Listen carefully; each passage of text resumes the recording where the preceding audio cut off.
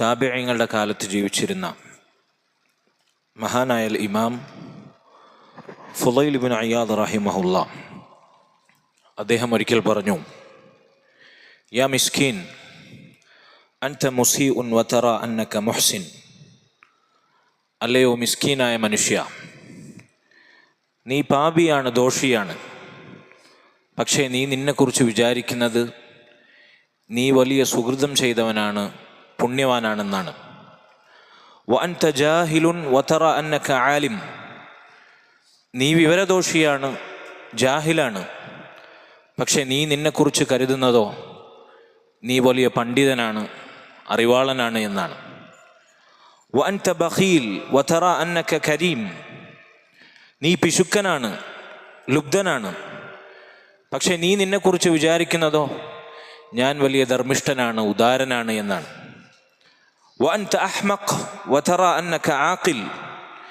നീ വിഡ്ഢിയാണ്, വിവേകമില്ലാത്തവനാണ്, പക്ഷേ നീ നിന്നെക്കുറിച്ച് വിചാരിക്കുന്നതോ നീ വലിയ ബുദ്ധിമാനാണ്. അജലുക ഖസീറുൻ വ അമലുക തവീലുൻ.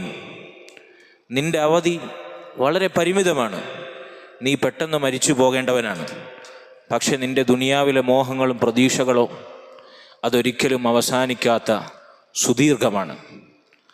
സഹോദരങ്ങളെ, മനോഹരമായ വാക്കുകളാണിത്. ഇതിലോരോ വാചകങ്ങളും വിശദീകരിക്കാൻ ഒരുപാട് സമയം വേണ്ടി വരും. ഒന്ന് ചിന്തിച്ചു നോക്കൂ, നമ്മളിൽ പലരുടെയും നമ്മെക്കുറിച്ചുള്ള ധാരണകളും അഹന്തയും പെരുമയും പൊങ്ങച്ചവും താൻപോരിമയും ആത്മപ്രശംസയുമെല്ലാം തച്ച് തകർക്കുകയാണ് ഇവിടെ. നമ്മളെക്കുറിച്ച് വിചാരിക്കുന്നത് എന്താ? നമ്മൾ വലിയ പുണ്യാളന്മാരാണ്, ഒരുപാട് നന്മകൾ ചെയ്യുന്നുണ്ട് നമ്മൾ, പക്ഷേ നമ്മുടെ അവസ്ഥ എന്താണ്? തിന്മകളാണ് നമ്മുടെ ജീവിതത്തിൽ സ്ഥാനം പിടിച്ചിട്ടുള്ളത്. നമ്മൾ വലിയ വിവരമുള്ളവരാണ് എന്നാണ് നമ്മുടെ ധാരണ. നമ്മളറിയാത്ത ദീൻ എന്താണുള്ളത്, നമ്മൾ പഠിക്കാത്തത് എന്താണുള്ളത്, നമ്മൾ മനസ്സിലാക്കാത്ത പുതിയ കാര്യം എന്താണുള്ളത്, എന്താണ് നമ്മൾ ചിന്തിക്കാറ്? പക്ഷേ നമ്മൾ എത്രയാണ് പഠിച്ചത്? നമ്മൾ എന്താണ് പഠിച്ചത്? ഇനി എത്രയോ നമ്മൾ പഠിക്കാനുണ്ട്. ആർക്കും അതിനെക്കുറിച്ച് ചിന്തിക്കാൻ, തൻ്റെ വിവരക്കേടിൻ്റെ ആഴത്തെക്കുറിച്ച് ചിന്തിക്കാൻ ഒരാൾക്ക് സമയമില്ല. അറിഞ്ഞ അല്പത്തരം അത് വലിയ വിവരമാണ് എന്ന് കരുതിയാണ് നമ്മൾ നടക്കുന്നത്.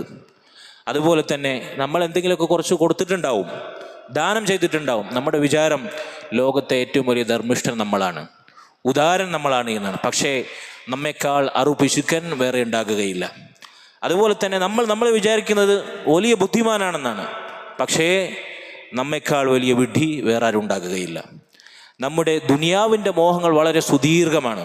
ദുനിയാവിൽ അത് നേടണം, ഇത് സമ്പാദിക്കണം, അതുണ്ടാക്കണം, ഇത് നേടണം, ഇങ്ങനത്തെ ചിന്തകൾ, ദുനിയാവിനെ കുറിച്ചുള്ള മോഹങ്ങൾ വലുതാണ്. പരലോകത്തേക്കുള്ള നമ്മുടെ മോഹങ്ങളോ അത് വളരെ ശൂന്യമാണ്. എന്നാൽ പെട്ടെന്ന് അവസാനിച്ച് നമ്മൾ പരലോകത്തേക്ക് പോയാൽ നമ്മുടെ കയ്യിലുള്ള പാഥേയം എന്താണ്? ഇത് നമ്മൾ ചിന്തിക്കേണ്ടുന്ന മഹത്തായ സമയമാണ് റമളാൻ.